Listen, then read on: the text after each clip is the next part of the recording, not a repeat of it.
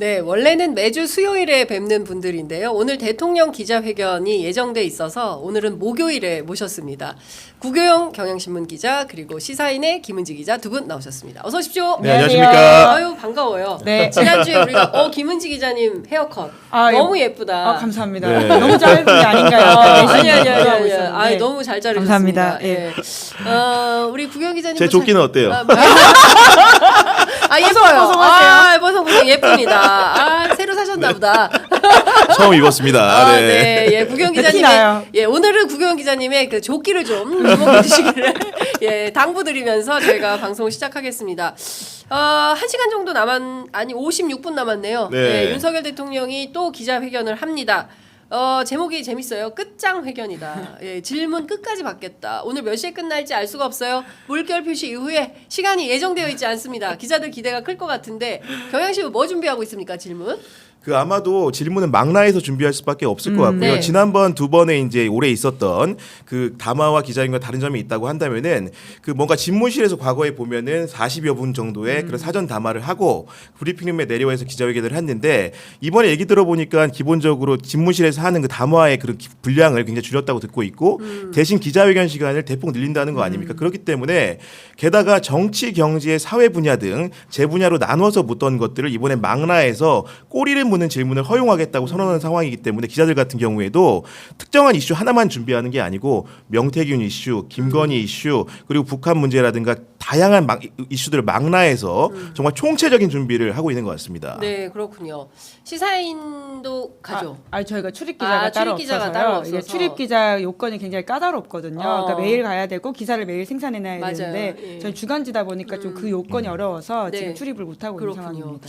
근데 저는 주변에 대통령실 출입하는 기자들한테 물어보니까 원래 어제 오전까지만 하더라도 명태균, 김건희의 질문이 막 집중이 되다가 트럼프가 예상보다 일찍 발표가 돼가지고 외교안보 문제를 특히 이제 미국 대통령이 트럼프가 됐기 때문에 한국의 정치 상황의 변동이 커져서 외교안보 분야로 질문을 다시 수정해서 준비하는 기자들이 많더라. 그래서 국내용을 해야 될지 국제용을 해야 될지 알 수가 없다. 뭘 해야 될까요? 막 이렇게 고민하는 기자들이 있던데 어느 분야에 사실은 오늘 그 트럼프도 트럼프지만 더 중요한 거는 국내 정치 아니겠습니까? 김은지 기자가 현장에 있다면 어떤 질문 좀 하시고 싶으세요? 저도 좀 생각을 해봤었는데 네. 정진석 비서실장이 운영에 나와서 했던 말들이 사실 가장 인상적이었거든요. 명태균, 윤석열 두 사람의 녹취에 대해서 법적, 정치적, 상식적으로 아무 문제될 게 없다라는 이야기를 했는데 대통령이 이에 대해서 동의하시는지 먼저 여쭤보고 싶고요. 만약에 동의하지 않는다고 하면 그럼 정진석 비서실장에 대한 인사 조치가 필요한 게 아니냐라는 질문으로까지 이어져야 하지 않을까라는 생각이 듭니다. 네. 만약에 동의한다고 하면 거기서부터 참 질문할 게 더 많아질 것 같긴 하네요. 네. 동의한다고 할까요? 동의합니다.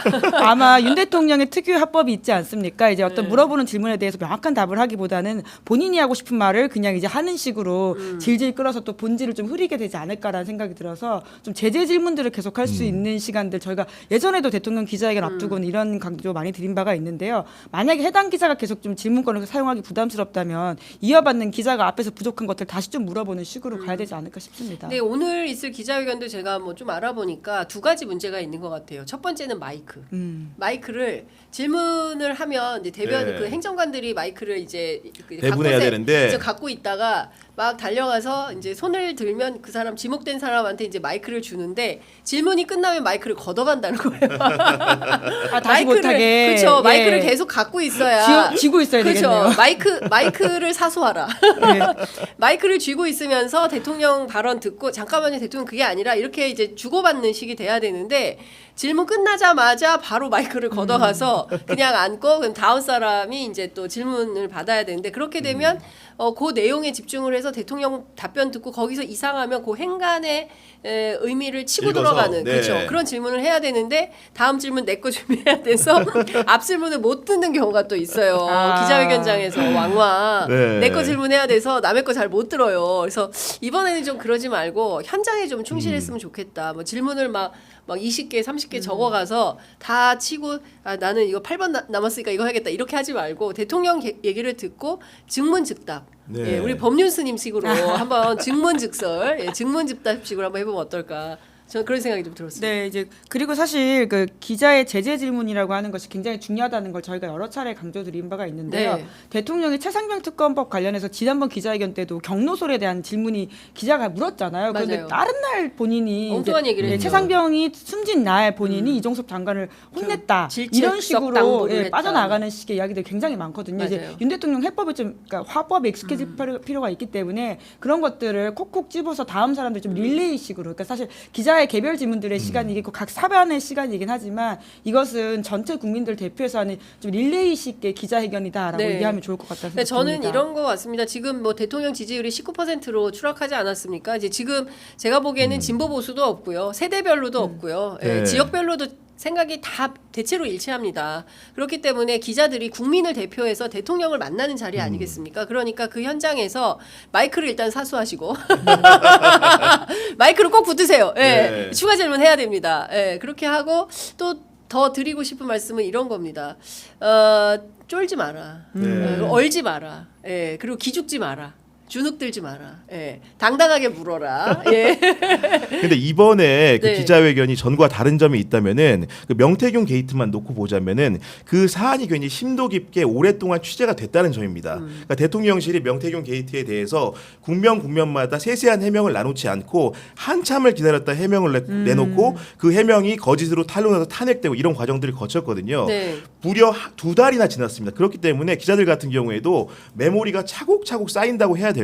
대통령이 답변을 하게 되면 거기에 대해서 증문즉설이 가능한 정도의 준비가 기자들이 상당히 되어 있을 것으로 보이고 그런 내용들을 근거로 물었을 때 대통령이 답변 와중에서 뭔가 이렇게 오점들이 발견되게 되면 거기에 대한 제재 질문이 잇따를 수밖에 없는 환경이 조성돼 있다. 그렇기 때문에 이번 기자회견은 정보 양에 있어서 굉장히 비대칭성이 깨져 있는 보통 같은 경우에는 정부나 대통령실이 정보를 우위를 점하고 있는 경우가 많기 때문에 답변하기가 수월하거든요. 근데 이번 같은 경우에 명태균 게이트는 기자들이 가진 정보량이 대통령실에 맘먹고 그보다 이상일 수 있는 상황이기 때문에 정보의 비대칭성을 깬 상황 그런 회견이기 때문에 기자들에게 우위가 있고 잘만 한다면 충분하게 유효한 답변을 받아낼 수 있다고 보여집니다.